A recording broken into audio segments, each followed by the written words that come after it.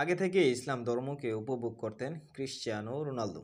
Saudi club আল নাসেরে যোগ দেওয়ার পর নতুন করে প্রেমে মজেছেন ইসলামের উপর। আর এবার নাকি তিনি গ্রহণ করতে চান ইসলাম ধর্ম। বিস্তারিত থাকছে থাইসেলফ স্পোর্টসের প্রতিবেদনে। আর মাত্র 2 মাস পার হলেই বয়সের খাতা 40-এ, 900 ছাড়িয়ে গোল সংখ্যা 1000 ছুঁই ছুঁই।